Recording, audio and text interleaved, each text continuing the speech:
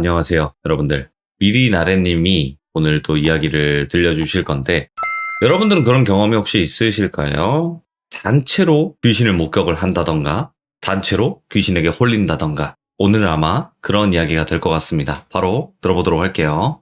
네, 안녕하세요. 아이고, 미리나래님 안녕하세요. 오늘 네. 이야기도 어떻게 보면 단체로 또 여러 명이 귀신에게 홀렸던 사건이 될 수도 있을 것 같아요. 네.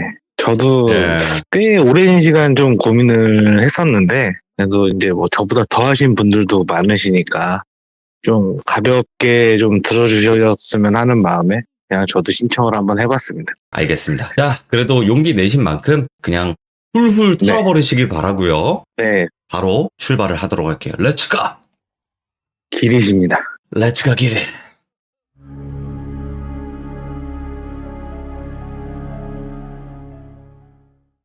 저는 지금 이제 30대 회사 다니는 사람이고요.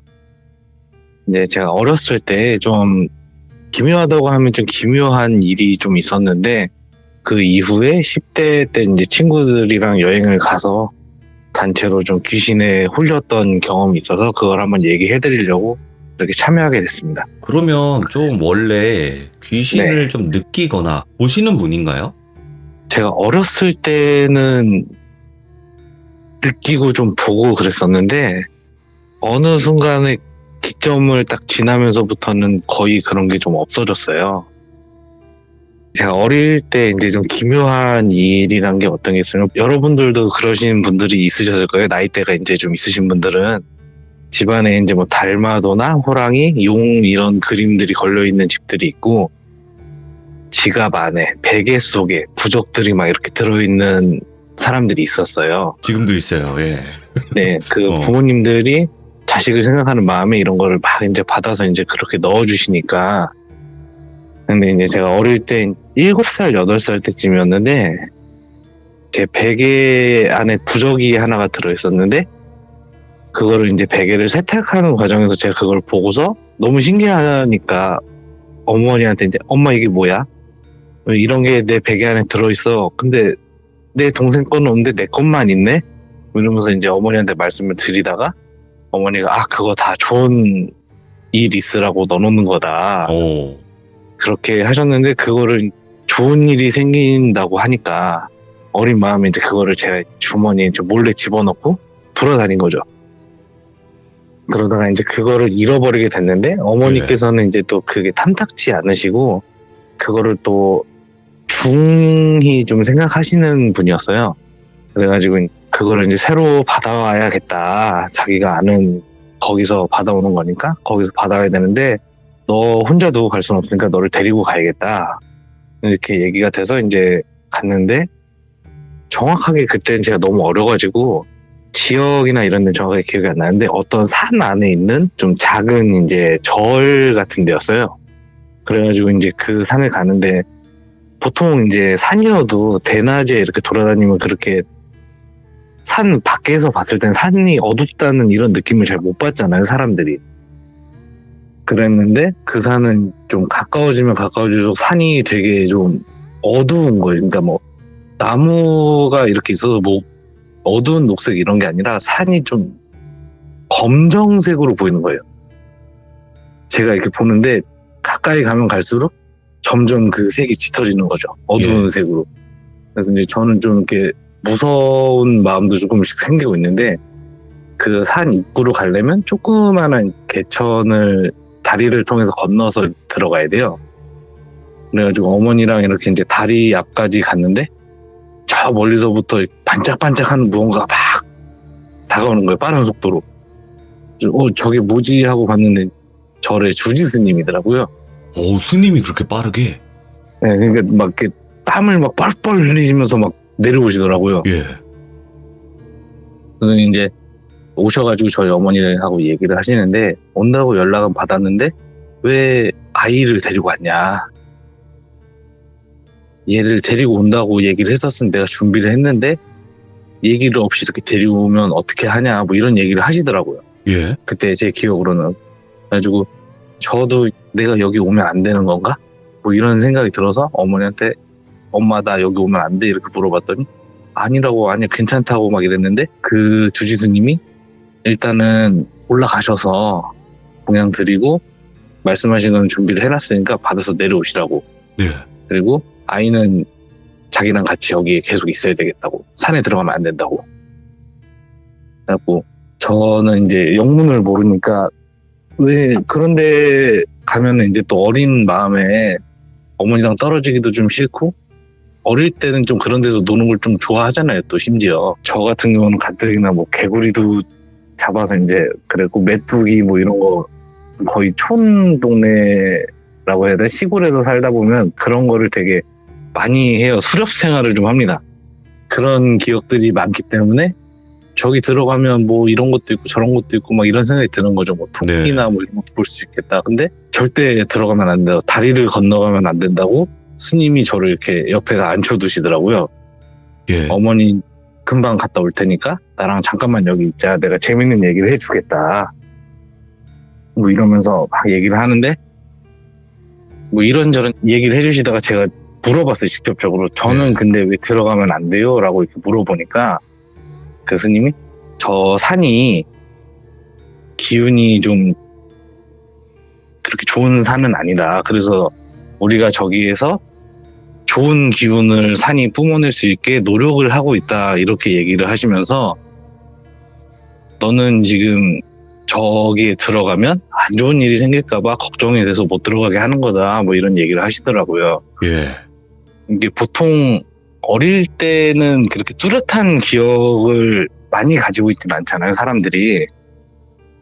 근데 저 같은 경우는 3살 때 제가 세발 자전거를 끌고 내려가서 이마가 찢어졌던 그런 기억들까지 가지고 있거든요. 단편적이긴 해도. 오. 네. 어떤 생각을 가지고 그 계단을 자전거를 끌고 내려가서 내가 이마가 어떻게 다쳐서 어느 병원에서 꼬맸는지를 기억을 하고 있어요, 제가. 네네. 그런 큰 사건들은 되게 선명히 좀 기억을 하는 편이라서 그때부터 나이를 이제 점점 먹으면서 그때는 이제 너무 어린 마음이니까 그렇게 얘기를 듣고 넘어갔어요. 그 스님 얘기를 듣고서 그냥 내가 뭐 안 좋은 일이 생길까봐 그러는 거니까 그냥 있어야겠다. 좀 그런 생각을 했었어요. 그리고 나서 이제 제가 나이를 조금 먹어서 초등학교 들어가고 9학년이 됩니다. 그러면서 3학년 넘어가면서부터 제가 이제 꿈을 좀 그때는 자주 꿨었어요. 근데 이제 꿈을 꾸는데 전부 다 기억은 못해도 특정적인 꿈들을 제가 항상 기억을 했어요. 네. 누군가 다치는 꿈, 제가 다치는 꿈, 누군가 돌아가시는 꿈 이런 거를 꾸면은 그 꿈을 너무 뚜렷하게 다음날 기억을 하고 있는 거예요. 그러면서도 제가 그렇게 꿈을 꿨으니까 기분이 안 좋잖아요. 제가 다치는 꿈을 꿨으면 나 저기 가면 다치는데 이런 생각을 하고서 이제 그런 장소들을 피하게 된단 말이에요. 사람이 보통 거부감이 들잖아요. 왜냐면 그런 안 좋은 그런 게 있었으니까. 그랬는데 어느새 저도 모르게 그 꿈에서 제가 다치는 똑같은 상황에 돼 있어요. 오. 항상 예. 다치는 꿈을 꾸거나 하면 저도 생각지도 못하게 그 장소에 가 있고 그 장소에서 꿈하고 똑같이 다치는 거예요. 근데 문제가 됐던 게 이제 저만 다치는 꿈이면 이게 그냥 꿈하고 똑같네 하고 이렇게 그냥 넘어갈 수가 있는데 주변에 다른 사람들 이제 뭐 제 친구라던가 뭐 동네 뭐 어떤지 누구라던가 뭐 이렇게 사람들이 꿈에 나오면 그게 그대로 벌어지는 거예요. 일들이 계속. 심지어 어떤 상황도 있었냐면 저희 집이 그때 당시에는 이제 제가 빌라에 살았어요. 좀 이렇게 저층 빌라였거든요. 그래서 살고 있는데 거기서 이제 잠을 자고 있는데 이 꿈이라는 거를 제가 일어나서 그걸 느꼈어요. 내가 방금 꿈을 꿨구나. 근데 이제 꿈속에서 막 경찰들이 막 모여 있는 거예요. 저희 집 빌라에 지하가 반지하가 있었거든요. 거기에 막 경찰들이 막 모여 있는 거예요. 잔뜩 꿈속에서. 근데 이제 저는 자다가 이렇게 눈을 떴으니까 학교를 가기 전에 어머니한테 그런 거예요. 이따가 경찰이 많이 올 거야, 낮에. 많이 올 것 같아. 근데 왠지는 모르겠는데 여기 지하에 경찰들이 되게 많이 올 거야. 이런 얘기를 어머니한테 제가 한 거예요. 그리고 나서 이제 학교를 갔다가 돌아오는데 막 이제 동네가 소란스러운 거죠. 그래서 이제 이게 진짜 경찰이 왔나 보다. 그 어린 마음에 이제 경찰이나 뭐 소방관 이런 사람들을 좀 동경하는 마음이 있잖아요. 그래서 경찰이 왔나 봐. 경찰들은 되게 멋있지. 막 이런 생각을 하면서 멋있는 경찰들이 있을까 이렇게 딱 가는데 그 주차장이 자그만하게 있었는데 거기를 지나서 현관 계단으로 올라가야 이제 저희 집에 올라갈 수가 있어요. 근데 거기를 주차장에 진입하자마자 어른들이 애들은 일로 오면 막 밀어내는 거예요, 다. 그때 이제 또 학교 시간이니까 얼마나 많은 애들이 거기 지나가겠어요, 근처를. 그러니까 막 애들은 오면 안 된다고 막 애들을 막 부르는데 저는 이제 옆에 경찰 아저씨 막 부르면서 경찰 아저씨 저 근데 집에 가야 되는데 우리 집 여기 2층인데 어떻게 해요? 저도 집에 가야 돼요. 어머니가 기다려요. 그랬는데 어머니가 마침 거기 이제 또 나오신 거예요. 제가 학교 마치는 시간에. 그래가지고 이제 저를 데리고 집에 들어갔는데 이게 알게 모르게 어린 아이들이 저녁에 이제 부모님이 얘기하는 얘기를 막 듣잖아요. 무슨 얘기 하나 이제 방 문에다가 막 귀를 막 붙이고서 듣고 뭐 친구들끼리 모여서 야 거기 무슨 일이 있었대 막 이런 얘기들을 막 하는데 거기 지층에 사시던 분이 안 좋은 선택을 하신 거예요. 극단적인 선택을. 예. 그때가 딱 그 시기였어. IMF가 터지는 시기였거든요. 그래서 그로 인해서 이제 동네에 난리가 났던 거죠. 원래 그런 일이 거의 없는 동네였는데 근데 그런 꿈들을 꾸고 그런 게 이제 반복되는데 그런 꿈을 꾸면은 고양이 울음소리를 제가 들으면서 자면서 많이 깼어요. 근데 제가 얘기했다시피 저층이지만 빌라고 2층이잖아요. 근데 제가 이제 작은 방에서 잤었는데 창문을 딱 열면 그 복도가 있어요. 네. 거기는 엘리베이터가 없고 계단이랑 복도로만 된 그런 빌라였는데 창문을 열면 그 앞에 고양이들이 막 많을 때는 막 10마리 가까이 막 앉아서 울고 있는 거예요. 복도에? 2층 복도에 심지어. 어떨 때는 뭐 한 마리, 어떨 때는 2마리 뭐 이러다가도 많을 때는 그러니까 꿈의 그 강도가 사소하게 이제 좀 작은 상처 뭐 이런 거 넘어져서 다치고 뭐 이 정도일 때는 한두 마리가 있는데 좀 그런 방금 얘기 드렸던 그런 큰 사건이 벌어졌다 동네에 그러면은 한 10대 마리가 막 거 밑에서 막 울고 있는 거 고양이들. 와, 이거 보통 꿈이 아니네. 그러니까 저는 점점 이제 꿈을 꾸는 거에 대해서 두려워하기 시작을 하는 거예요. 왜냐면 본능적으로 이게 내 꿈이 좋은 꿈이 아니구나. 다치고 이런 사건들에 대해서 꿈을 꾸니까 이게 좋은 꿈이 아니구나. 네. 뭐 이런 꿈을 꾸다가 결정적으로 좀 꿈꾸는 거에 대해서 크게 두려움을 가지게 되는 사건이 발생합니다. 네. 작은 공원 같은 게 좀 있잖아요. 산지가 좀 있는 언덕백이 있는 동네들은 꼭대기 쪽에 공원들이 조성되는 경우가 좀 많아요. 그래서 거기 제가 살던 그 동네도 이제 그랬었는데 공원을 이제 제가 이렇게 지나오는데 왠지 모르게 그냥 의자에 앉고 싶은 거예요. 벤치에. 그냥 가도 되는데 그 어두운 저녁에 9시, 10시쯤 됐었거든요. 그런데 왠지 모르게 그 벤치에 앉아야 될 것 같은 거예요. 제가. 여기를 지나가면 안 되겠다. 여기 꼭 앉았다가 가야겠다. 앉았는데 고양이들이 막 모이는 거예요. 막. 네. 저는 뭐 간식을 들고 있고 뭐 이런 것도 없고 그 아이들한테 사료를 한번 줘본 적이 없는데 한 30마리 정도가 고양이가 모여서 막 울고 있는 거예요. 그러니까 제 근처에 와서 자리를 잡고서 한번 우는 거예요. 내가 왔다 지금 표현하듯이. 근데 솔직히 너무 무서운 게 30마리 정도 되는 고양이가 다 저한테 시선을 집중하고 저만 쳐다보고 있는 거예요. 이게 섣불리 움직이기가 쉽지가 않더라고요. 예. 아, 이게 무슨 상황인가? 왜 이 아이들이 나를 이렇게 쳐다보고 있지?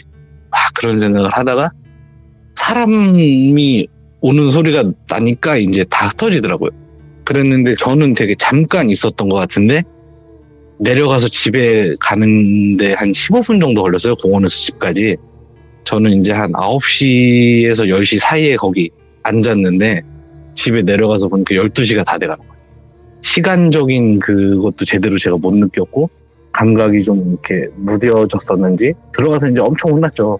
너는 아직 어린애가 어디 이 시간에 그렇게 늦게 돌아다니냐 막 그러면서 엄청 혼나고 이제 잠을 잤는데 분명히 잠들어서 이제 꿈속인데 엄청 빨간 거예요. 이게 요즘 캠핑 하시는 분들 보면 불멍 많이 하시잖아요. 그 불의 색깔이 있잖아요. 좀 노르스름한 빨간색. 그러니까 화광이라 그러잖아요. 그 빛을. 제 꿈속이 화광으로 가득 차 있는 거예요. 이게 뭔지도 모르고 무슨 상황인지도 모르는데 그 화광이 가득 차 있다가 좀 엄청 시끄럽다가 불이 꺼지는 느낌이 들면서 점점 이렇게 어두워지는 느낌이 들면서 소방차 그 사이렌 있잖아요. 네. 그게 이제 돌아가는 그런 색감의 빛이 막 보이더라고요. 그리고 나서 잠에 깼는데 이게 그 전날 이상한 일도 있었고 꿈도 지금 뭔가 이상하고 그러니까 무서운 거죠. 이런 꿈을 꿨는데 뭔가 이상하다. 뭔지 모르겠다. 그러니까 사실 그 색깔적인 부분만 있었기 때문에 화광이랑 사이렌 빛이랑 그리고 이제 소란스러운 사람들 소리만 있었으니까 뭔지 예측도 못 하겠는 거예요. 그랬는데 그날 아침에 일어났는데 어머니가 그러시는 거예요. 저기 뒤에 아파트에 불이 났다고. 오? 3층짜리 주공 아파트가 뭐 그랬을 거예요. 근데 그게 불이 나서 한 동이 거의 전소가 된 거예요. 한 동이? 예. 그 한 동이라고 해도 거기가 세대 수가 많지는 않았어요. 한 12세대 정도 됐을 거예요. 한 동이라고 해도 그때는 이제 저층 그런 게 많아서 그게 전소가 됐다는 거예요. 새벽에 누가 거기 방화를 해서 방화범이 잡히기는 했었는데 거기서 이제 빠져나온 사람이 한 명도 없다라는 얘기를 제가 들었었거든요. 예. 그러니까 그때 이후로 제가 그 어린 나이 때부터 이제 불면증이랑 수면 장애를 계속 겪은 거예요. 이거는 진짜 힘드셨겠다. 따로 영가분들을 제가 보는 건 아닌데 그런 느낌이 오면서 겪었던 좀 기묘한 일들이 있다 보니까 너무 무서운 거예요. 잠드는 것 자체가. 내가 잤는데 만약에 꿈에서 내가 너무 큰 상처를 입어서 안 좋게 되면 어떡하지? 이런 두려움부터 주변에 있는 사람들이 해를 입는 그런 꿈을 꾸면 어떡하지? 이런 게 너무 두려운 거죠. 그때부터 제가 중학교를 지나서 고등학교 지날 때까지 거의 하루에 많이 자면 한 4시간, 5시간 정도? 안 자려고 이렇게 버티는데 나이가 어리니까 잠이 들잖아요. 안 자려고 막 버티는데도 불구하고 졸리니까 잠들고 그러다가 깨고 막 이러다가 그 이후로 그렇게 큰 꿈은 없었는데 그래도 지속적으로 다치는 꿈을 꾸면 그대로 다치고 그러면서 이제 친구들한테도 얘기를 하는 거죠. 이제 야, 너 오늘 거기 가지 마. 내가 어제 꿈 꿨는데 네가 다쳤어. 근데 나는 내가 꿈꾸면 항상 다치거든. 그러니까 가지 마. 혹시 모르잖아. 근데 뭐 그 나이 때 애들이 자기 친구가 그런 얘기 한다고 듣습니까? 다음날 가면 다 그대로 다쳐서 오는 거죠. 근데 그 친구들은 그걸 너무 신기해하면서 저한테 오는 거예요. 야, 네가 말한 대로 거기서 다쳤어. 근데 저는 그게 얼마나 무서워요. 가지 말라고 그래서 경고를 한 건데도 얘는 가서 다치고 막 이랬으니까. 그런 생활을 이제 반복하면서 점점 좀 이렇게 줄어들긴 했었어요. 나이를 먹으면서 빈도가. 그러다가 고등학교 2학년 때 2004년도입니다. 친구 중에 좀 부유한 친구가 있었어요. 그 친구가 집에 텐트를 좋은 걸 샀다고 놀러 가자고 친구들을 막 꼬시는 거예요. 여름밤. 예. 그래서 이제 저도 어떻게 그 친구랑 좀 친한 그게 있었기 때문에 그 친구가 한 6명 정도를 모은 거예요. 그래서 이제 다 같이 거기를 놀러를 간 거예요. 예. 산속에 이제 계곡 근처에 텐트를 치고 놀자 뭐 이렇게 돼가지고 강원도까지 이제 가가지고 그 친구만 이제 믿고 따라간 거예요. 다. 예. 그 친구는 자기가 가봐서 안다 그러니까. 그래서 이제 갔는데 산에서 텐트를 치고 뭐 낚시를 하고 글놀이도 좀 하고 재밌게 이제 낮을 보내고서 저녁에 돼가지고 저희는 이제 마시기 시작한 겁니다. 그 나이에. 예. 조금씩 맛만 보는 친구도 있고 야 이런 걸 왜 먹어 이러는 친구도 있고 좀 먹어봤던 친구들은 야 이게 그래도 뭔가 있으니까 어른들이 먹지 않을까 그러면서 막 먹은 거죠. 자기들 이제 주량을 모르니까 몸도 못 가눌 정도로 막 먹는 친구도 있고 그랬었는데 갑자기 비가 내리기 시작을 하는데 근데 뭐 장마철도 아니고 태풍이 온다는 얘기도 없고 그래가지고 뭐 잠깐 오고 말겠지라고 이제 생각을 했었어요, 친구들하고. 근데 계곡이 막 넘칠 정도로 비가 엄청 쏟아지는 거예요. 예. 너무 많이 와서 앞도 잘 안 보일 정도로 비가 오는데 친구들하고 야, 이건 안 되겠다. 우리 텐트를 빨리 접어서 계곡 주변을 일단 벗어나자. 그리고 일단 우리가 비를 좀 피하자. 이렇게 얘기를 해가지고 장비를 막 걷어가지고 일단 거기를 벗어나기 시작했어요. 근데 그 시기 때나 한 5년에서 10년 정도 더 앞으로 가다 보면 그때까지만 해도 자그마한 사당 같은 게 많았어요. 동네에 좀 복 좀 오게 해주세요, 좋은 일 있게 해주세요, 이렇게 좀 비는 공양을 하는 사당이 있었어요. 항상 이렇게 가서 기도를 드리는 그런 사당 같은 게 있는데 그런 게 있다. 우리가 올라오는데 그걸 보지 않았냐. 거기 가서 비를 피하자. 그래서 글로 이제 가기 시작한 거예요, 친구들하고. 비가 너무 많이 오는데 한 2명은 정신이 혼미해서 몸을 잘 못 가누고 4명에서 그 2명은 어깨 해가지고 막 꾸역꾸역 이제 그 사당 안에 들어갔는데 문을 열고 들어가면서부터 기분이 너무 안 좋더라고요. 오, 예. 느낌도 너무 안 좋고 이게 뭐지, 여기 들어가면 안 될 것 같은데 이런 생각이 막 드는 거예요. 문을 여는 순간 그 습기 찬 오래된 그런 냄새가 아니라 이게 새가 녹슬었을 때 나는 냄새 있잖아요. 네. 그게 어떻게 보면 잘못 맡으면 그 혈향이랑 되게 비슷하거든요. 그래서 모르고 맡으면 그게 구분이 잘 안 돼요. 익숙한 사람들은 구분이 돼도 모르고 맡으면 이게 무슨 냄새지 하면서 그냥 이게 뭐 쇠 냄새다 뭐 이러면서 그냥 구분이 잘 안 되는데 문을 딱 열었는데 친구들은 다 이게 쇠가 녹슬어서 나는 냄새다. 여기 오래돼서 방치가 돼서 그런가 보다. 그런데 저는 딱 맡았는데 이게 그냥 그 냄새가 아닌 것 같은 거죠. 이게 혈향이 좀 가까운 것 같은데 안 좋은 것 같은데 들어가면 안 될 것 같은데 막 이 생각이 드는 거예요. 근데 비는 엄청 너무 많이 내리고 막 그 상황에 나는 그냥 여기 처마 밑에 있을게. 나 뭐 바람 불면 좀 맞긴 한데 난 괜찮은데 니들은 들어가도 되는데 난 들어가고 싶지 않다. 정말 들어가고 싶지 않다. 막 그랬는데 이게 밖에 서 있을 수 없을 정도로 갑자기 막 비가 오는 거예요. 그래서 이제 마지못해 저도 여기서 내가 다음날 감기 걸리고 뭐 이러면 힘드니까 놀러와서 감기나 걸려왔다고 또 혼날 것 같으니까 마지못해 이제 들어갔습니다. 프레쉬라고 하죠. 좀 큰 거 있어요. 네모난 배터리 큰 거 들어가는 그 프레쉬 있잖아요. 그거 하나만 가지고 이제 친구들하고 그 빛 하나에 의존해서 밖에 비가 왜 이렇게 많이 오냐 이러고 있었는데 처음에 이제 들어갈 때부터 부처님 그 불상이 하나가 있었어요. 그것도 네. 이제 금속으로 된 불상이 하나 있고 뭐 촛대도 있고 근데 차례상이나 뭐 이런 거는 없더라고요. 그러니까 여기가 방치가 좀 돼 있었는데 저거는 너무 무거워서 안 가져갔나 보다 이런 생각을 했었어요. 그런데 그게 붉은색이더라고 처음 프레쉬를 비출 때부터. 그래서 친구들은 이제 저게 녹슬어서 그래. 여기가 관리를 안 해서 저 부처님 상이 녹슬어서 그런 냄새가 났던 거야. 얘기를 하면서 막 이게 비가 그쳐야 되는데 이거 좋은데 놀러 왔는데 우리 어떡하냐 막 이러고 있었던 거죠. 그런데 시간이 한 30분 정도 지났던 걸로 느끼고 있었어요. 저희는 뒤에서 화장창 하면서 뭐가 무너지는 소리가 나는 거예요. 오. 그러니까 막 다 놀래가지고 으악 하면서 막 비명을 지르면서 뒤를 딱 돌아봤는데 부처님 상의 그 두부 부분만 머리 부분만 그게 떨어지면서 막 무너지는 소리가 나면서 막 이렇게 굴러오는 거 다 너무 놀래가지고 이게 무슨 일이야, 이게 왜 저게 갑자기 저러지? 그러면서 막 소리를 지르고 비명을 지르고 난리가 난 거예요.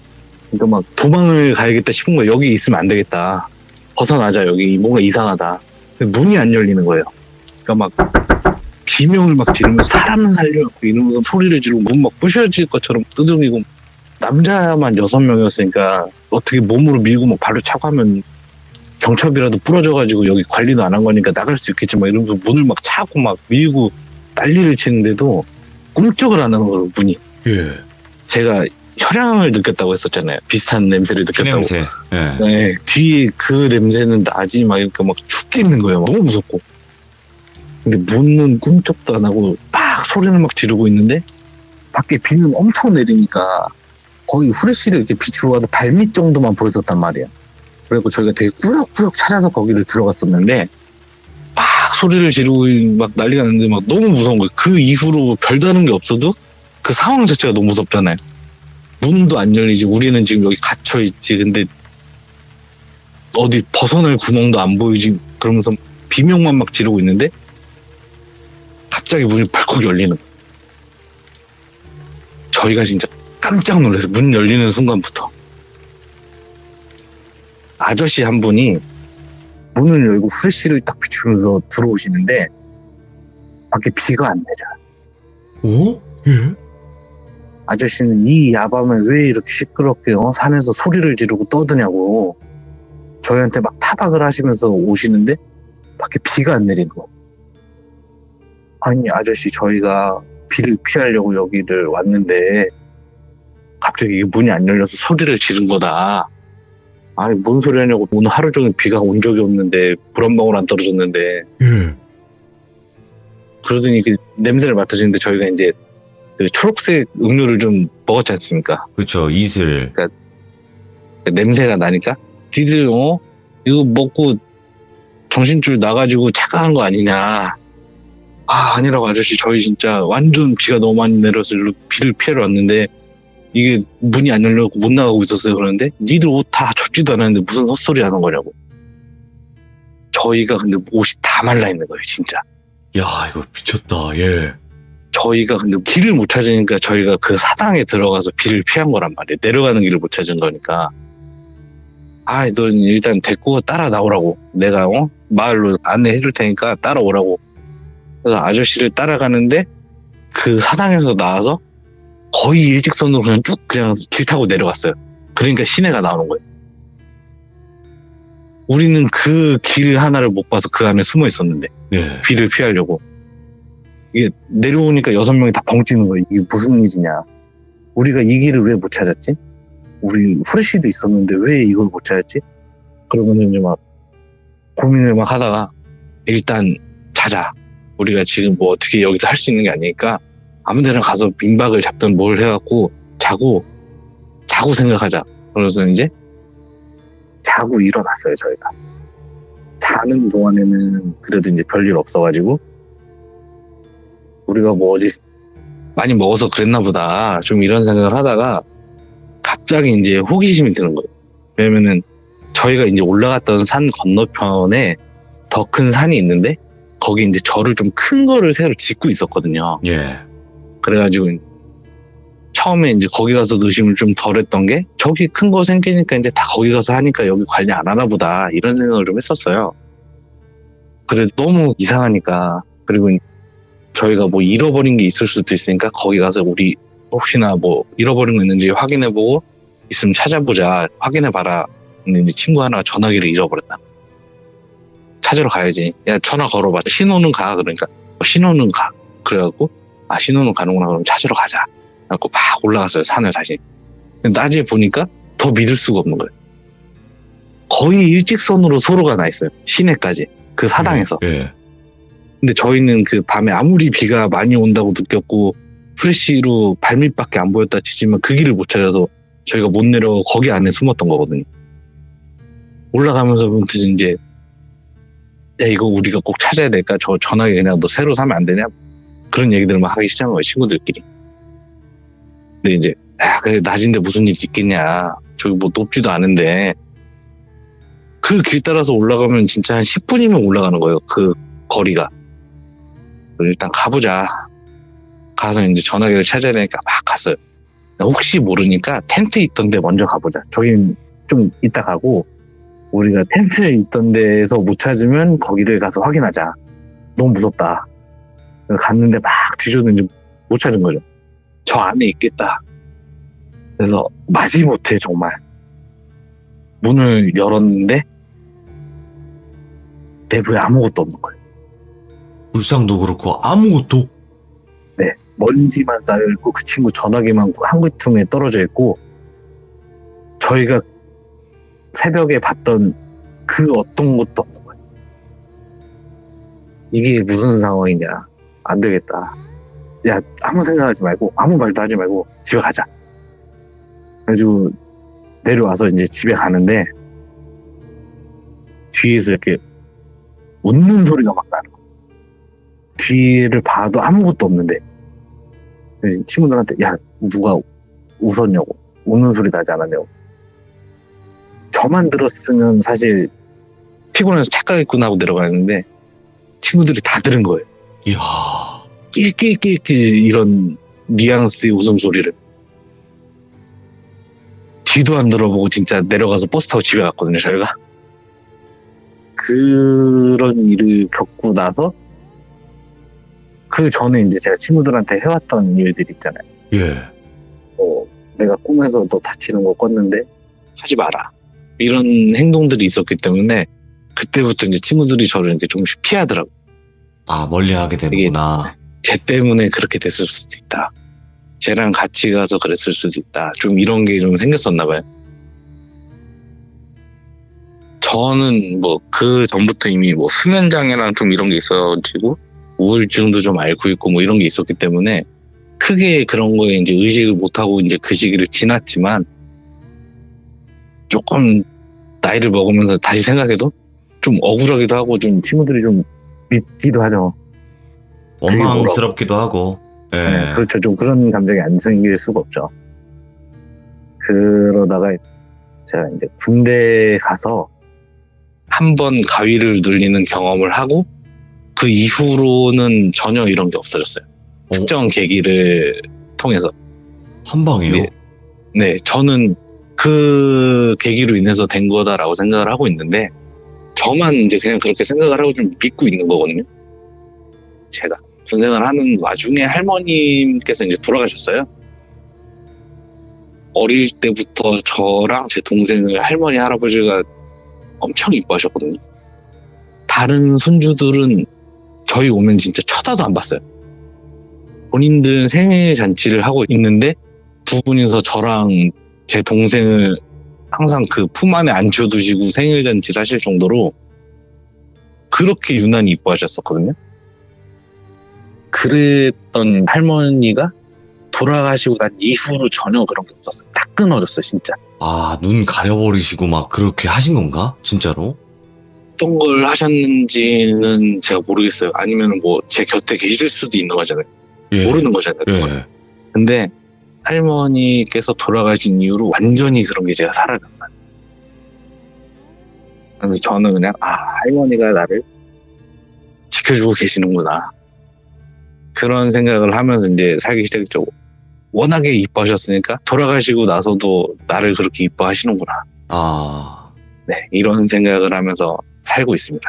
이야.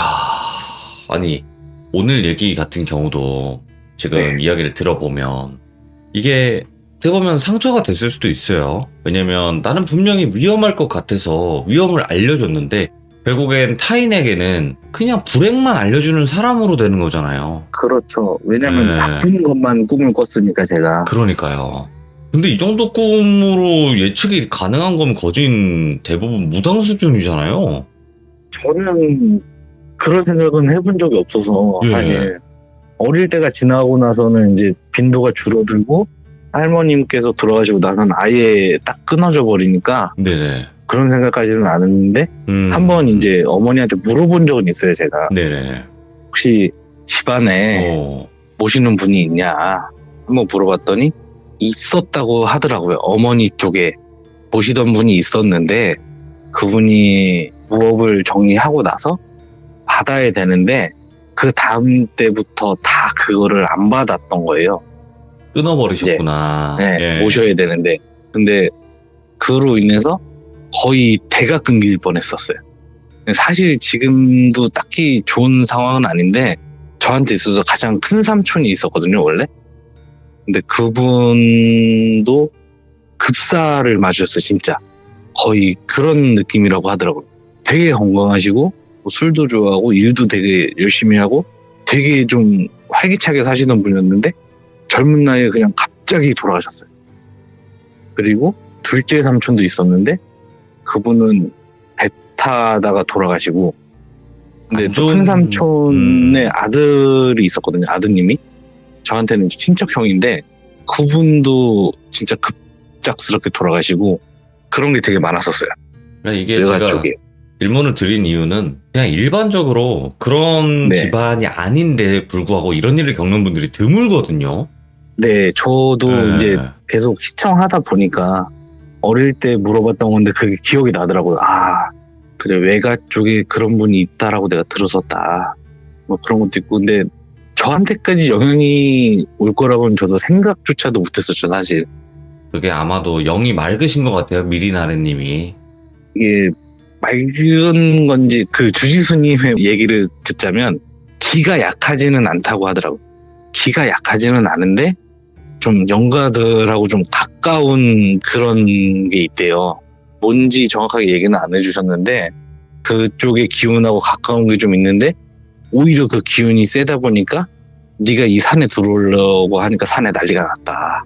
그래서 너를 못 오게 하는 거다. 그런 얘기들이 있었던 거죠. 어떤 느낌인지 알겠네요. 그러니까 괜히 지금 잘 어르고 달래고 있는 거 난리치게 만들지 말라 이거 아니에요. 들어가서. 그렇죠. 예. 네. 왜냐면 만약에 미리나래님이 기가 센 사람이라면 귀신들 입장에서는 진짜 무기 들고 찾아오는 그런 느낌인 거거든요. 그리고 그 주지수님도 땀 뻘뻘 흘리시면서 막 눈썹 휘날리시면서 막 뛰어 내려오신 게 너무 이게 소란스러워지기 시작하니까 무슨 일인가 싶어서 누가 오나 싶어서 내려오신 거래요. 그랬는데 다 내려와서 봤는데 저랑 어머니밖에 없었던 거죠. 다리 위에. 그러네. 아. 어머니는 몇 번 봤으니까 뭐 전혀 그런 상관이 없는 사람 그쵸. 같은데 속어법으로 따지면 저만 남잖아요. 네. 아, 이 아이를 지금 입산시키면 안 되겠다. 그래서 이제 저를 그때 붙잡고 있었다라고 얘기를 하시더라고요. 오늘 미리나래님께서 이렇게 어릴 적부터 정말 불행만 알게 됐고 그 불행을 전달하는 사람이 어쩌다가 또 됐던 그런 이야기부터 친구들과 같이 정말 소름 끼치게 겪었던 이야기까지 이렇게 또 잘 들어봤습니다. 너무 또 오늘 이야기 너무 잘해주셨네요. 진짜 감사합니다. 아, 네. 아닙니다. 저야말로 감사합니다. 항상 사랑합니다. 네, 저도 사랑합니다. 아이고 고맙습니다. 감사합니다. 네. 어떻게 보면 이런 일들을 겪는 분들이 또 저희 방송에는 많이 있긴 있어요. 하지만 이런 얘기가 모두가 다 같은 건 아니고 조금씩 다 다른데 미리나래님께서 이야기를 들려주신 거는 정말로 미스테리하고 소름 끼치는 이야기가 아니었나 또 생각을 해보게 됩니다. 시청해주신 모든 분들 감사합니다. 고맙습니다. 자, 이번 이야기는 시청자 콩님께서 이야기를 들려드릴 겁니다. 오늘 해주실 이야기는요. 귀신에 관련된 이야기예요. 바로 출발을 해보도록 하겠습니다. 여보세요. 안녕하세요, 콩님. 네, 안녕하세요. 자, 오늘 콩님께서 이렇게 찾아와 주셨고, 오늘 해주실 이야기가 좀 제목이 특이합니다. 네, 귀신에 나올 뻔했던 이야기가 오? 되겠죠? 귀신을 낳을 뻔한 이야기? 네, 오, 알겠습니다. 그럼 바로 출발을 해보도록 할게요. 렛츠고! 길이십니다. 기대십니다.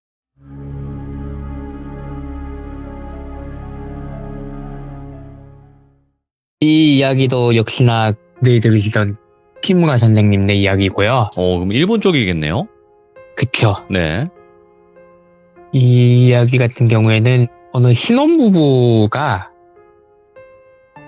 자꾸 아내가 이상한 행동을 한다.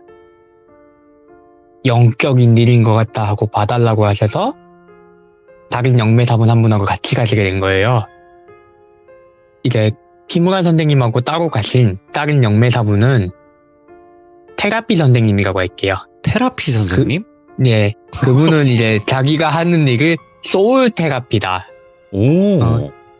필 테라피다, 뭐 이런 식으로 영혼에 안정감을 주는 치료 같은, 치료. 네, 본인의 일을 그런 식으로 표현하시는 분이라 네. 그렇게 들었거든요, 제가. 그래서 그렇게 표현을 할게요. 그 테라피 선생님이랑 키무라 선생님이랑 그 신혼부부 얘기를 듣고 가보자 해서 신혼부부를 만나러 가셨대요. 가니까 평범한 이제 중산층들 살만한 집, 평범한 남편까지는 봤대요. 그러면 얼마나 그 아내분 상태가 안 좋은가 볼까? 하고 갔는데 아내분이 정말 이상했대요. 왜요?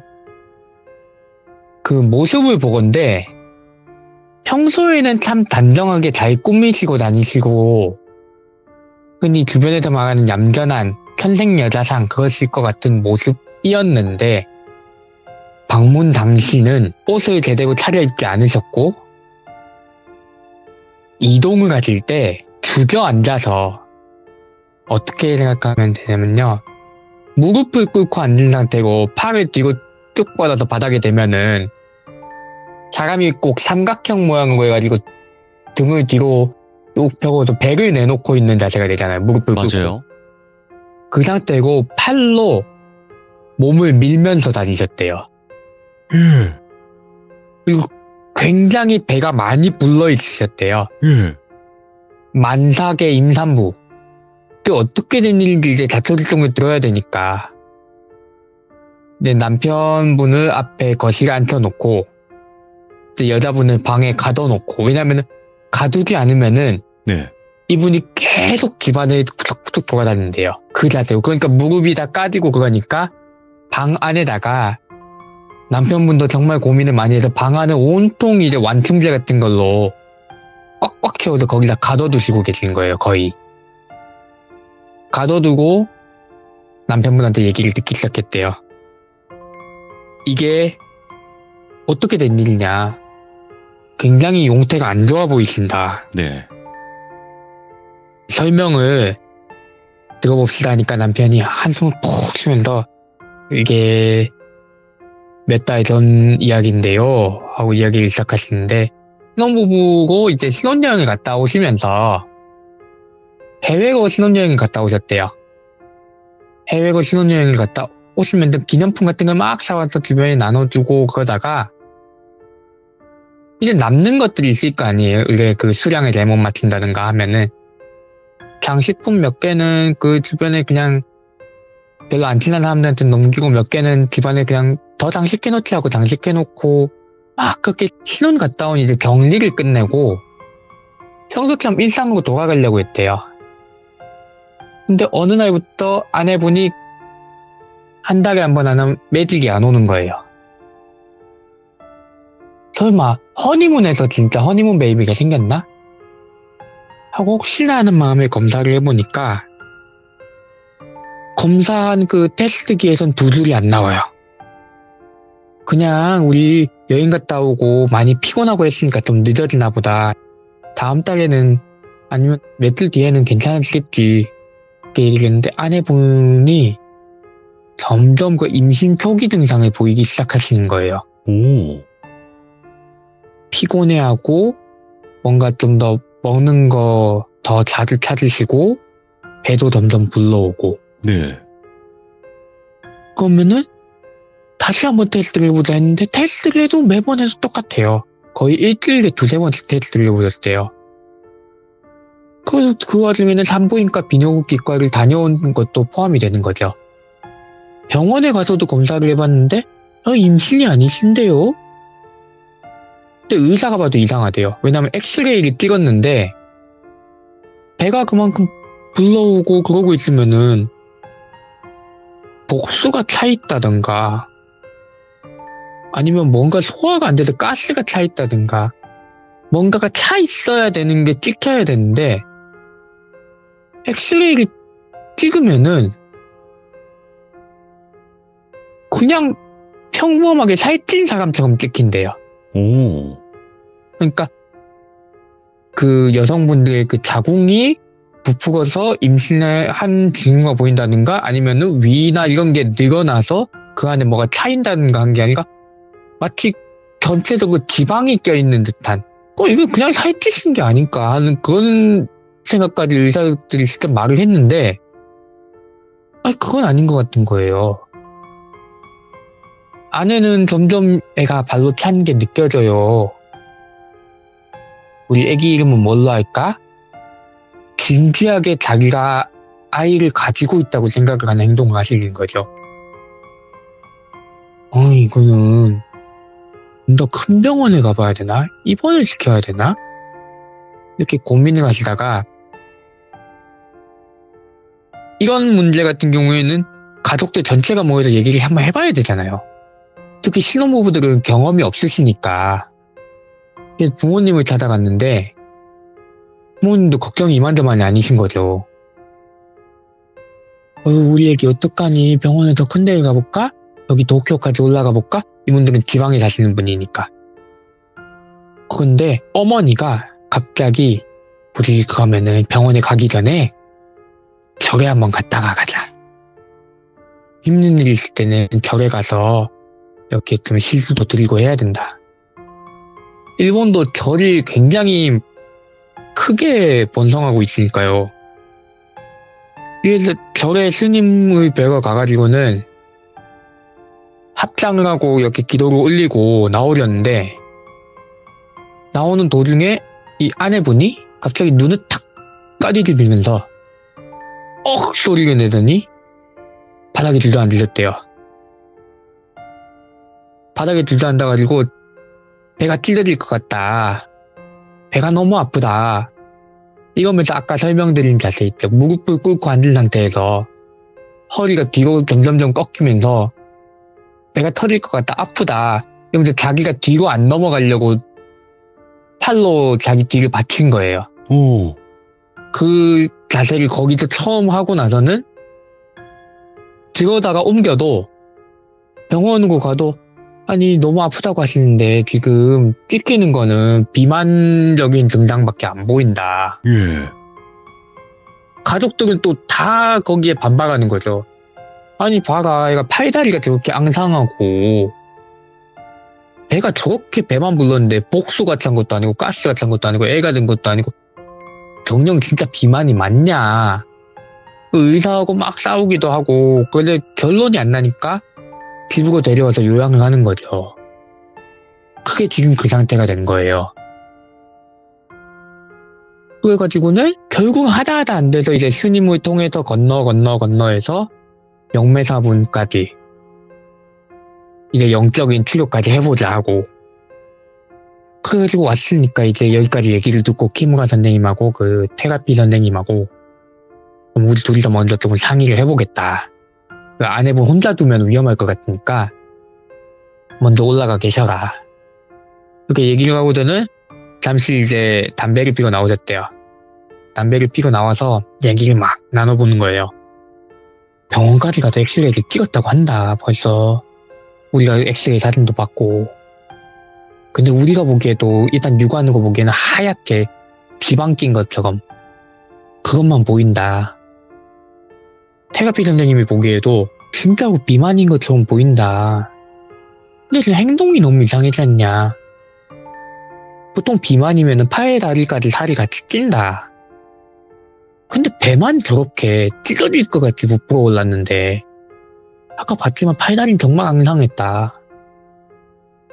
이상한 것 같다 진짜. 우리 한번 들어가서 자세히 한번 살펴보자. 그래가지고 다시 들어가서 남편분한테 얘기를 하고 상태를 살펴보겠습니다 하고 남편분 입회하에 들어간 거죠. 이 여자분은 아까 거의 그 자세 그대로 있는 거예요. 그럼 남편분한테 부탁해서 아내분을 한번 똑바로 눕혀보시겠어요? 똑바로 눕히려고 남편분이 낑낑대면서 들어서 침대에다가 상반신 올려놓고 거의 굳다시피 굳어있는 다리를 억지로 천천히 펴가지고 침대에 눕혔대요.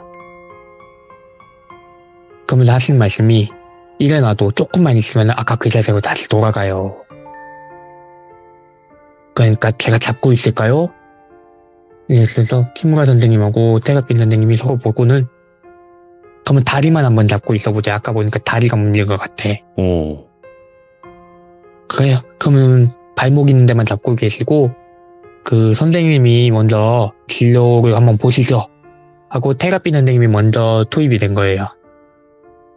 머리도 만져보고 맥도 짚어보고 그 테라피 선생님은 여성분이거든요. 다행히 여성분이니까 좀 더 이제 손으로 직접 만져가면서 진료가 가능하셨던 거예요. 이렇게 만져가면서 진료를 하는데 배에다가 손을 딱 얹고서는 이렇게 뭔가를 느껴보다 깜짝 놀라시는 거예요. 깜짝 놀라서 뒤로 사삭 물러서더니 키무라 선생님한테 속닥속닥 하고 말을 하는 거예요. 귓속말로. 방금 발로 찼어. 방금 발로 찼어. 헐. 발로 찼다고요? 방금 내가 손을 대니까 발로 찼어 2번. 이게 뭐지? 애기가 찍겠다는 얘기가 없는데? 엑스레이 없었는데 발로 찼다고? 이거 무슨 일이냐? 그러면 아내분 정신은요? 제정신은 누려할 수 있을 것 같아요? 그게 제일 급선무일 것 같아 하니까 테라피 선생님이 눈을 이렇게 눈꺼풀도 뒤집어보고 말도 걸어보고 하고서는 최면을 가면은 그러니까 최면 상태로 만드는 건 가능할 것 같다. 네. 의식이 없는 건 아니고 반응이 좀 많이 무뎌진 상태 같으니까 억지로 눈을 뜨게 하고 향이나 이런 걸로 좀 릴렉스를 시키면은 최면 상태로 유도가 될 것 같고 그 상태에서 질문을 하면 답변을 할 수 있지 않을까. 그래가지고 그러면은 지금 당장 가능할까 하니까 안 되겠대요. 그거는. 왜냐면은 계속 자세를 바꾸시고 하는 걸 보니까 의자 같은 데 앉혀놓고 구속을 좀 해야 될 것 같고 자세를 고정시킬 수 있게. 그리고 향을 피우는 것도 좀 조합을 해야 될 것 같다. 당장은 안 되고 용태가 급하시니까 내일이나 모레쯤에 바로 오자. 이렇게 얘기를 하고 준비를 하러 가신 거죠. 킴과 선생님도 돌아가셔서 이제 제자들하고 다 모인 거예요. 네. 사무실에. 그러면 자료들 같은 거 뒤집어보면 더 이런 사례가 있나 뭐나 이런 걸 얘기를 한 거죠. 막 얘기를 하다가 제자분이 무슨 소설을 하나 꺼내오셨어요. 그 제목이 한국판 제목만 가르쳐 주셨거든요. 제가 찾기 쉽게. 교고코 나츠이코라는 작가의 실은 소설이라는 소설이었어요. 네. 보통 이제 논문 같은 데서 이런 사례를 많이 찾긴 하지만은 소설 같은 가공 매체 같은 경우에도 참고를 많이 하셔요. 왜냐면은 지금 실제 있는 건지 없는 건지도 모르고 남들한테 설득이 안 되는 분야를 본인들이 검증을 해야 되기 때문에 말 될 만한 거는 다 찾아보고 거기서 수단을 이끌어낼 수 있으면 다 이끌어내시는 거예요. 네. 근데 거기 소설에 나오는 어떤 챕터를 펼쳐 보이시면서 이러한 소설 대목이 있는데 여기 묘사된 요괴처럼 부녀자를 상대로 이렇게 기생하듯이 들어가는 요괴 있지 않을까. 오. 그 요거를 기반으로 좀 더 찾아볼까요? 이런 얘기가 된 거죠. 차관점이 괜찮다. 그럼 그런 거 위주로 찾아보면 되겠다. 좋다. 그러면 요거는 제자야 네가 직접 자료 같은 거 모으는 거 지시해서 자료를 모으고 나는 내일 또 그 선생님이랑 같이 방문해야 되니까 모이는 대로 나한테 전달을 해달라. 이렇게 얘기를 하고 분업을 한 거죠. 예. 다음날 돼가지고는 키무라 선생님은 같이 가신 거예요. 테라피 선생님이랑. 테라피 선생님도 만반의 준비를 다 해오셨어요. 의자도 직접 챙겨오셔서 트럭에다가 커다란 의자까지 실어오셔가지고는 이 환자 몸을 단단히 고정을 하되 편안하게 눕힐 수 있게 해놓고 아로마 향 같은 거 피우고 환자한테 약간 릴렉스 상태를 깊은 릴렉스 상태에 빠지게 한 거예요. 그리고 이름을 부르니까 아내분 들리시나요? 하니까 반응이 있더래요. 손가락을 움직이더래요. 이 최면은 되나보다. 완전한 이완 상태가 되면은 뭔가 대답은 할 수 있는 상태가 된 거다. 하고서는 들리시면은 행동을 해주세요 하니까 고개를 끄덕 한번 흔들더래요.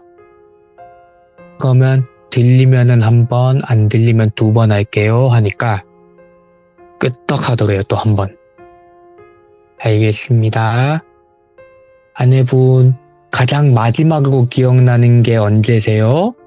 날짜를 말씀드릴게요. 하나하나 하니까 일주일 전, 한 달 전 이렇게 얘기를 했대요. 대략적인 날짜를 짚어서 얘기를 하니까 끄떡끄떡 아니오만 대답을 계속 하다가 신혼여행 갔다가 돌아온 직후를 얘기하니까 끄떡하더래요. 그때부터 이상을 느끼는 건가 싶어서 이제 가장 마지막으로 기억하는 게 그때면은 그때부터는 이제 이미 기억이 끊기신 거예요. 거의 희미하신 거예요. 그러면 무슨 일이 있었나요? 누구를 만났나요? 하니까 끄떡 한 번 흔들더니 끄떡끄떡 두 번 흔들고 다시 한 번 끄떡 흔들더래요. 잘 모르시겠나요? 하니까 끄떡해요. 꿈을 꾸셨나요? 점점 유도되는 거죠, 이제. 그러니까 그 테라피 선생님의 추론은 이렇게 이어진 거예요. 본인의 기억이 흐릿해지기 시작한 시점부터 누구를 만났는가? 누구를 만나서 접촉이 있었는가를 물어보고 접촉은 없었다. 뭐 접촉은 있었다. 이런 식으로 가고 거기서 이제 뭔지 기억이 나냐? 기억이 희미하면은 그게 꿈인 것 같냐? 이런 식으로 이어지는 거예요. 꿈인 것 같대요. 무슨 꿈을 꿨나요? 말할 수 있나요? 하니까 바싹 마른 입술에서 점점 소리가 나오더래요. 꿈을 꿨다. 꿈에서 내가 자고 있었다. 현관을 두드리는 소리가 들리더라. 이 현관을 똑똑 두들길래 나는 문을 열어줬고 그 다음에 뭔가 들어왔다. 그러면 그게 뭔지 알 수 있을까요? 모르겠다 이러시는 거예요. 그래서 이게 릴렉스 상태가 너무 길게 이어져도 힘드니까 더 물어볼까 하다가 여기서 끊기로 했대요. 끊으니까 또 이제 조금 좀 릴렉스 돼 있는 상태가 지속되나 싶더니 향 같은 걸로 직접 약물을 주사한 게 아니니까요. 의약품으로 이렇게 한 게 아니니까 금방 효과가 풀려서 또 기괴하게 몸을 뒤트시더니 아까 그 자세를 다시 하시고는 무릎으로 바닥을 질질 밀면서 집안을 돌아다니시는 거예요. 이거 또 어떻게 해야 될까? 일단 꿈에서 뭘 본 건 맞는 것 같은 거예요. 네. 꿈에서 뭘 본 거는 맞는 것 같은데 환자 상태가 저래서 꿈에서 뭘 봤는지 우리가 자세히 알 수가 없다. 그러더니 키무라 선생님이 여기서 방법을 찾아낸 거죠. 싱크로 한다고 하잖아요. 동조. 우리가 환자 상태에 동조를 해서 환자의 꿈을 우리가 한 번 더 볼 수 있지 않을까? 이제는 이제 오컬트적인 방향으로 간 거예요. 예. 그런 얘기 들어보셨을 거예요. 괴담이나 미신 중에서 남이 쓰던 베개에 베고 자지 말라고. 그래요? 네, 그런 얘기가 있는 데가 있어요. 예. 그러니까 특히 안 좋은 꿈을 꾸거나 아팠던 사람들이 베고 잤던 베개는 베고 자지 말라. 그 베개를 통해서 옮는다. 일본 요괴 중에서는 베개와 관련된 요괴가 조금 있어요. 예. 일부러 베개에 악몽을 심어놔서 사람을 공포에 질리게 한 요괴라든가 베개를 통해서 베개에도 꿈을 먹고 그 베개를 베고 잔 사람은 아침에 일어나면 기억이 사라지는 거예요. 이름은 잘 모르겠는데 그건 베개 관련된 요괴들이 좀 있대요. 예.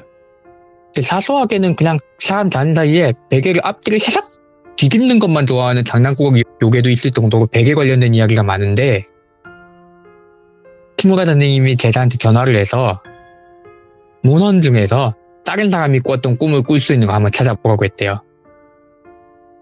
이제 제자가 막 그거는 정리해둔 게 있을 겁니다 하고 저는 금방 찾아드릴게요 하고 막 뒤지더니 방법을 찾아왔대요. 자세히 설명하긴 좀 그렇고 단순하게 설명한다면은 다른 사람이 꿈을 꿀 때 베고 있던 베개를 어떠한 조치를 취한 다음에 그거를 베고 자는 거예요. 다른 사람이.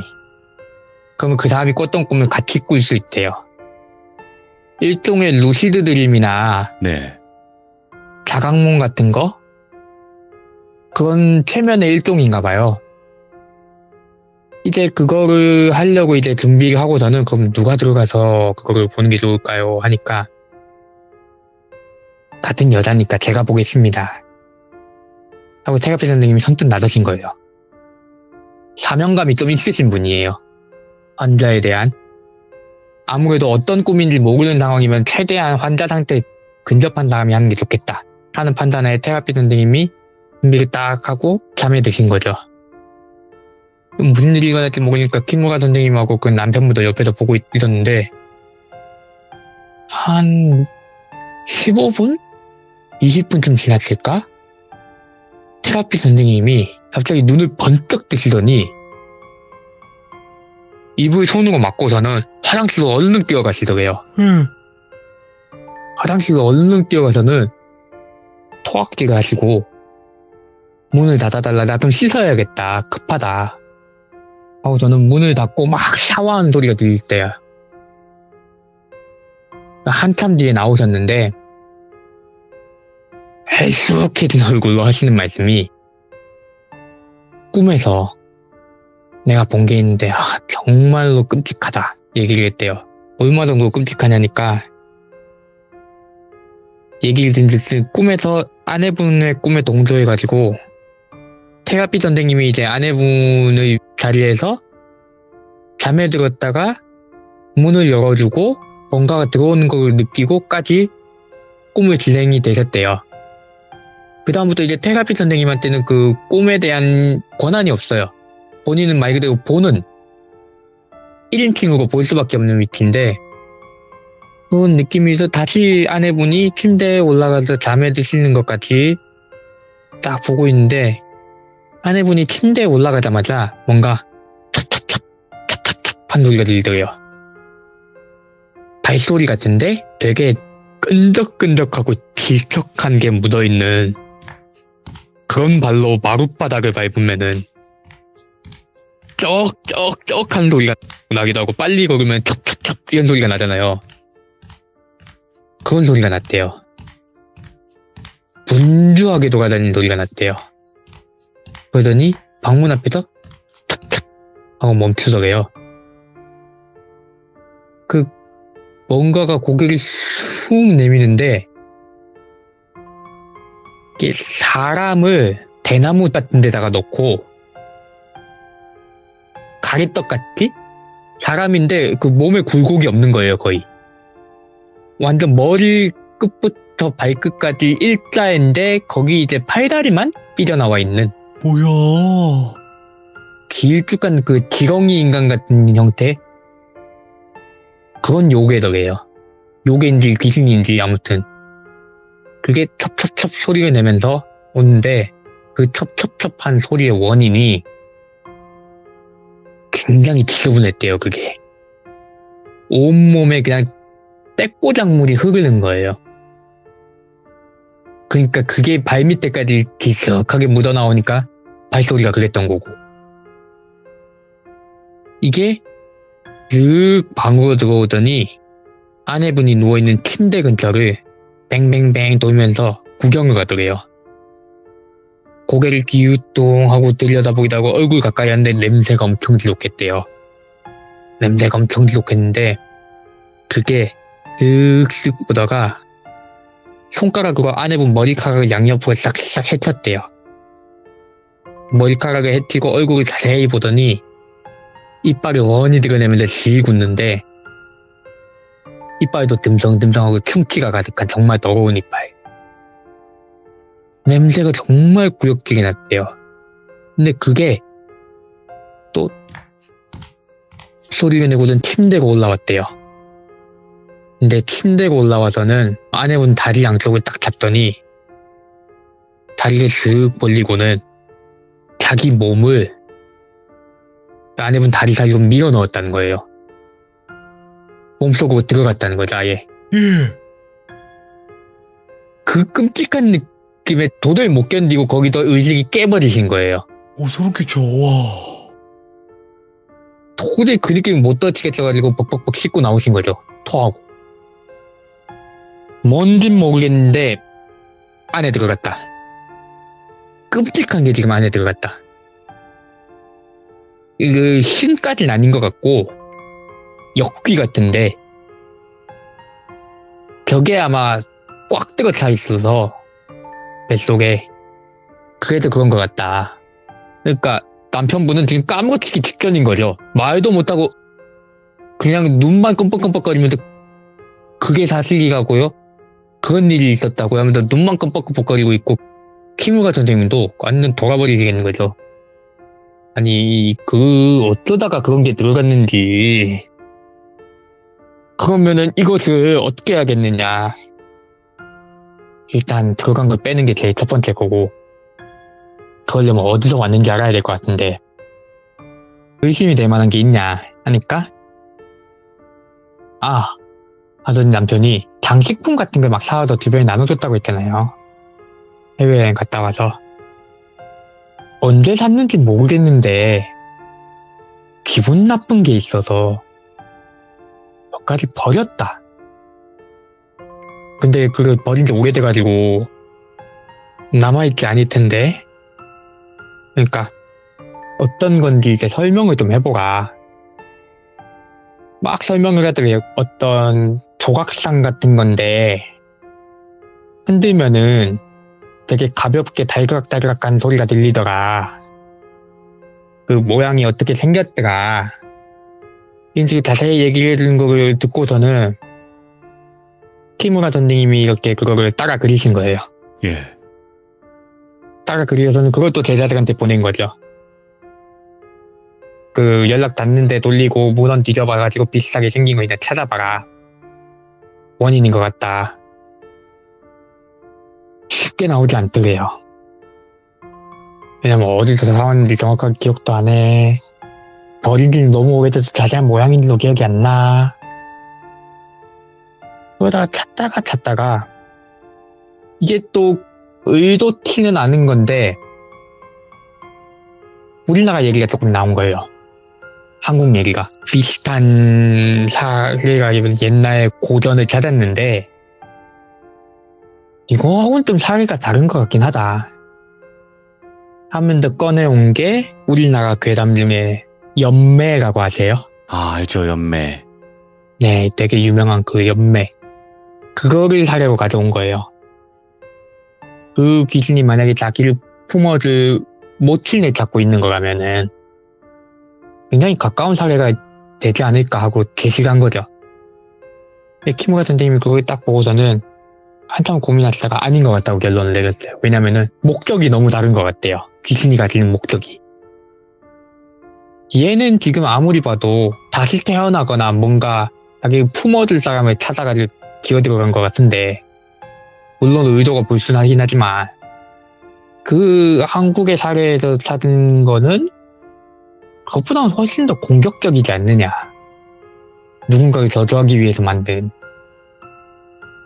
막 찾는데 답이 안 나오는 거예요. 왜냐면 원본이 되는 물건이 있어야지 더 쉽게 찾을 텐데 물건이 이미 유실됐으니까. 그럼 저거 빼자, 일단 빼내자 한다고 얘기가 간 거죠. 어떻게 빼낼까요 하니까 더럽다고 하지 않았냐. 빡빡 깨끗하게 씻겨보자, 영적으로. 그래서 아내분을 모시고 신사로 가서, 절이 아니라 신사로 가서 이제 양해를 구하고 본당 안에서 아예 개우식을 간 거예요.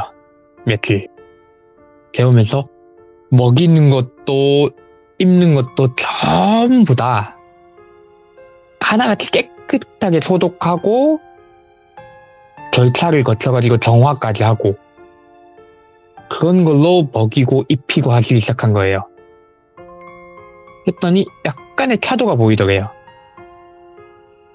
처음에는 약간씩 이제 좀 정신을 차렸다가 말았다가 하는데 어느 순간 그 기묘한 자세 그거를 풀고 바닥에 그냥 턱 누워있기 시작하는 거예요. 네. 차도가 보인다. 결정타를 날려야겠다 이제. 진짜 정성스럽게 준비해온 비장의 마지막 한 속을 꺼내신 거죠. 그러니까 좀 많이 신성하다고 일컬는 데서 떠온 물을 직접적으로 환자한테 문제가 없을 정도로 진짜 다 정화를 해서, 그러니까 이 정화라는 것은 저희가 그 화학적이나 물리적이나 과학적인 방법까지 동원한 거예요. 순수하게 깨끗한 물을 준비해서 환자한테 그걸 대량으로 마시게 했대요. 그 흔히 말하는 이제 속이 안 좋아졌을 때 우리가 물을 많이 마시는 것도 배출하게 하는 방법을 쓴 거죠. 근데 이게 도박이었대요, 사실은. 지금 같은 방법이 그거밖에 안 보여서. 상대에 대해서 알고 있는 건 더러운 거라는 것 뿐이니까. 그래도 그 방법을 마지막으로 썼어요. 그랬더니 아내분이 그거를 먹다가 토했대요. 토를 갔는데 키무라 선생님도 살짝은 보시고 테라피 선생님은 더 자세히 보시는 편인데 그 같이 있던 그 신사의 신주께서는 확실하게 보시는 분이었거든요. 눈을 땡그랗게 뜨더니 뭘 가져오라고 했대요. 밑에 분들한테. 그게 뭐냐면 밧줄. 밧줄인데 우리가 흔히 봉인이라든가 그런 거 할 때 일본에서 보면 하얀색 줄 해가지고 그런 데 쓰는 거 있잖아요. 신사에서 뭔가 의식을 하기 위해서 미리 준비해 놓은 밧줄인 거예요. 그거를 아내분 머리에다 감았대요. 카우보이 매듭이라고 하면 이해하기 편하실 거예요. 그걸로 아내분 머리에다가 이제 관을 씌우듯이 그렇게 하고 그걸 잡아당겼대요. 뭐 하는 짓이냐 하니까 두고 봐라. 잡아당기니까 이게 그렇게 매놨으면은 이게 쉽게 풀리거든요. 빠지거든요. 머리에 그런 식으로 매놓으면은. 그 당기니까 아내분이 풀썩 넘어지면서 토하고 있던 자세에도 그거 당기니까 풀썩 넘어지겠죠. 머리를 잡아당겼으니까. 잡아당기는데 신주께서 그거를 밧줄을 호다다다다닥 감는 거예요. 호다다다닥 감더니 밧줄을 들고 불이 나게 밖으로 뛰어나가서 불을 피워놨더라고요. 그새 그걸 밖에다가 확 집어던졌대요. 집어던지니까 밧줄이 타는데 썩은내, 물비린내, 이건 구역질 난 냄새가 밧줄에서 구역질 난 냄새가 시꺼멓게 연기하고 같이 피어오더래요. 밧줄이란 게 그냥 밧줄 태우면 그건 연기 안 나거든요. 근데 시꺼먼 연기하고 같이 밧줄이 싹 타고 나니까 아내분이 갑자기 하혈을 하기 시작하시는 거예요. 구급차로 데려가자 병원에 갈 때가 됐다 이러시면서 신주님이 막 그러시는데 우리 영문도 모르지만은 일단은 뭔가를 하신 것 같으니까 병원으로 데려갔대요. 병원으로 데려가서 응급실에 들어가고 막 이렇게 하니까 의사 선생님이 오 세상에 다른 병원에 가셨다고 했죠?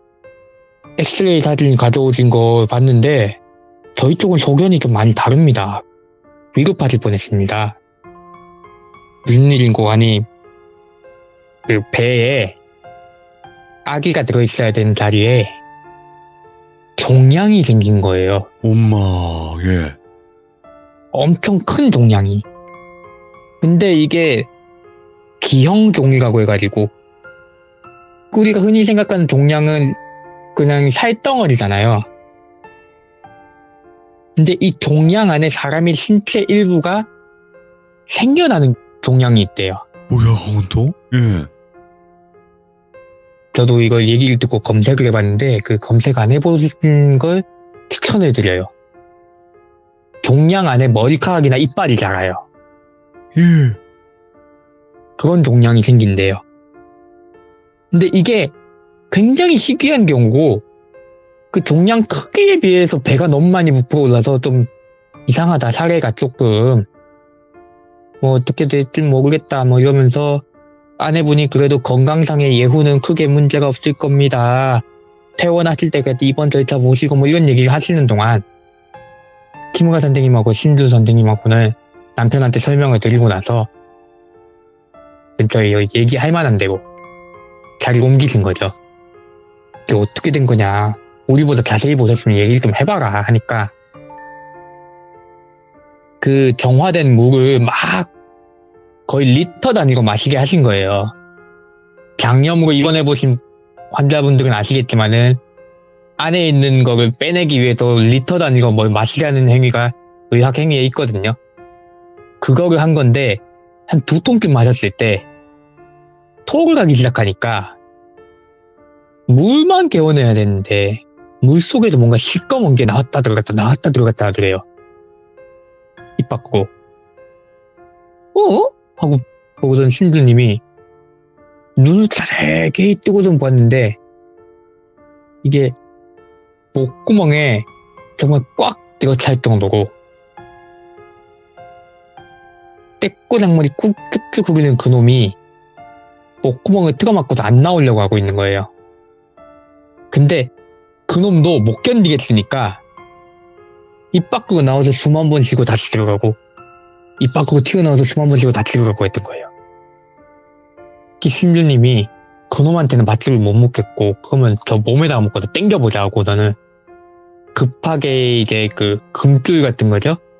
아까 말했던 그 의식용 줄 그거를 머리에다가 후딱 감으니까 이놈이 숨을 쉬려고 머리를 탁 내밀었다가 아내분 머리에 감긴 그 밧줄에 걸린 거예요. 예. 빨려 들어가듯이. 됐다 하고는 그걸 냅다 집어당기니까 그 길고 큰 게 어떻게 거기서 나오는지 모르겠는데 입에서 줄줄줄줄 나오더래요. 와. 그래가지고 냅다 밧줄을 감아가지고는 밧줄하고 같이 자기 옆구리에 끼고 갔대요. 그놈 멱을 헤드락을 걸듯이 딱 끼고서는 호다닥 뛰어가서 그놈 머리통부터 시작해서 밧줄 깨고 그냥 불 속에다 집어던지신 거예요. 그거를. 네. 그랬더니 그게 마치 벌레 죽듯이 온몸을 뒤티면서 불에 타는데 그 냄새가 정말 역겨운 아까 그 냄새가 나더래요. 그러고서 뒤를 돌아보니까 그 아내분 용태가 그렇게 변한 거죠. 이건 뭘까? 그 신부님이 곰곰이 생각하시다가 지방령이나 귀신들이 한 곳에서 목에 머물다가 딴 곳으로 떠나고 싶거나 아니면 자기가 그곳에서 못 버티거나 알력 다툼이 생기면은 그 영매사들이 쓰는 물건에 쉽게 달라붙는다. 그런 네. 거. 영매사들이 그것들 꼬드기는 거죠. 너 거기서 못 살 것 같지? 못 버티겠지? 일로 와서 나 좀 도와주면은 내가 딴 데 옮겨줄게. 이런 식으로 꼬드기에서 나쁜 일에 쓰는 영매사의 종류를 들어봤다 이러시는 거예요. 그런 영매사가 쓰던 물건 중에 하나가 이거를 장식품인 줄 알고 사온 거다. 외국 같은 경우에는 또 이제 플리마켓이나 중고마켓 중고품들 이제 마당에 내놓고 파는 그런 게 많으니까 그런 데서 사오지 않았겠냐 하고 얘기를 하니까 나중에 가서 그 남편분한테 다시 설명을 드리니까 남편분이 탁 하고 손뼉을 치면서 하는 말이 그런 데를 갔었다 확실히. 그 뭔가 현지인들이 물건 내놓고 파는 데를 갔었다. 거기서 사온 걸 것 같다. 이렇게 악의를 점점 끼워 맞춰가기 시작하는 거죠. 결론적으로는 악의를 품은 영매사가 자기가 부리던 놈인데 네. 그걸 어떻게 처분을 하려고 내놨던 것 같다. 누군가에게. 근데 이거를 이제 매입을 한 사람이 그것의 가치를 몰랐던 거죠. 그래서 그냥 내놓은 거예요. 중고. 산 사람은 아무것도 모르고 사버렸고. 그 결과 아내분한테 흘러 들어온 거죠. 이제 그놈은 이제 내려와가지고는 원래부터 사람한테 들러붙는 거였을 텐데 마침 이제 아이를 가지려고 한 집안이다 보니까 자기가 자리 잡을 곳을 그렇게 정했나 보다. 재수가 없었다 진짜. 이렇게 얘기를 하고서는 요거는 이렇게 기록을 해주자. 혹시나 다른 사례가 생겼을 때 더 찾기 쉽게. 이렇게 얘기가 끝나고 남편분한테도 이렇게 다초리송을 설명을 드리고 이제 아내분은 그 이후로는 회복을 하셨대요. 다행이다. 건강이 많이 안 좋아지시냐고 했는데 천천히 회복을 하셨고 남편분도 그런 일이 있었지만 다음부터는 조심하겠습니다 하고 아내분한테 좀 더 경성을 쏟으시고 이제 키무라 선생님하고 테라피 선생님은 이제 그런 사례가 있었구나 하고서는 정리를 해가지고 이야기를 이제 주변 동업인들한테 정보 공유를 하든가 그렇게 그거 좀 퍼뜨리고 그런 식으로 하고 일을 마무리 지으셨대요. 엄청 기괴하다, 이거. 그래가지고는 이제 이 사건 자체는 이렇게 마무리가 끝났고요. 네. 근데 나중에 가서 그 다른 영매사, 좀 나쁜 영매사인 거예요, 이 사람은. 나쁜 영매사가 그 얘기를 듣고 슬쩍 와서 떠봤대요. 그거 진짜 못 찾았냐고. 예. 어떤 걸 못 찾았냐? 그 장식품. 찾았으면 나한테 비싸게 팔아라. 숨겨놓은 거면은. 꽤 큰 금액을 요구하면서 에이 그런 거 있으면 숨겨놓지 말고 동업자들끼리 좀 팔아라 이런 식으로 얘기를 했대요. 김무래 선생님은 그걸 듣고 그 사람 얼굴에다가 담배를 더 뒤졌다고. 어디씨 쓰잘데기 없는 소리 돈 때문에 그런 거 팔게 생겼냐고. 이거 헛소리가 되면 꺼지라고. 실제로 그렇게 안 좋은 물건을 사러 오는 영매사들도 많대요. 안 좋은 물건을 발견했다고 하면. 이게 안 좋은 물건이라기보다도 안 좋은 물건이기도 하지만 그 물건의 영역이라든지 안 좋은 그 기운이 너무나 많이 있다라는 걸 아는 거지. 그쵸. 본인이 그걸 악용할 수 있다는 걸 아는 사람들인 거죠. 그렇죠. 야, 근데 이거는 진짜 조심해야 되는 게요. 콩님이 말씀하신 대로 이게 그냥 재수 없어서 그렇게 된 거잖아요. 그쵸. 그러니까 이런 경우에 뭔가 재수 없어서 걸린 사고가 많대요. 진짜 재수 없어서 또 이런 일들이 있었던 건데 사실 일본이든 우리나라든 물건을 잘못 사와서 이런 일들이 겪는 경우가 많잖아요. 저 우리나라도 뭐 시드무 들으면서도 많이 들었던 것 같아요. 그러니까 물건에 깃들었다던가 아니면 물건을 잘못 들여서 그런 경우들이 되게 많잖아요. 그리고 산모님이 했던 행동들이 너무나 또 기괴하기도 했고. 네. 와. 저는 그 자세에 대해서 설명을 들으면서 이해가 안 돼가지고 따라해봤거든요. 네. 그 자세로 사람이 팔로 이제 무릎을 대고 슥슥슥 밀면서 다니는 게 말이 되나 해서 자세가 되긴 되는데 정말 몸에 무리가 많이 간 자세더라고요, 그거. 제가 따라해보신 분들이 분명히 계시겠지만 이거 쉬운 자세가 아니고 그걸로 질질 끌고 앞으로 나가면 무릎 다 뒤져, 그거 마찰 때문에. 뜨겁더라고요. 다 뒤일 수밖에 없어요. 그 뭐 바지 입었으면 상관이 없을 수도 있겠지만. 자, 오늘 콩님께서 정말 또 소름 끼치는 이야기, 바로 또 키무라 선생님이 겪었던 이야기를 들려주셨는데, 키무라 선생님 이야기를 아직도 못 들으신 분들도 분명히 계실 것 같아요. 돌비 콩 치시면 첫 번째 이야기부터 꼭 들어주시면 될 것 같습니다. 일본 영매사분이세요. 오늘 콩님 너무너무 감사합니다. 진짜 고맙습니다. 네, 오늘도 마지막까지 수고하셨습니다. 감사합니다. 좋은 밤 되세요. 네, 좀 밤 되세요. 자, 이번 또 콩님의 이야기도 정말 기괴했어요. 일본 쪽 이야기들이 사실 좀 많이 기묘하고 기괴한 일들이 많이 일어나는데 그 중에서도 또 여러 가지 많이 좀 상상력을 자극하는 그런 이야기가 아니었나 생각을 해보게 됩니다. 시청해주신 모든 분들 사랑합니다. 감사합니다.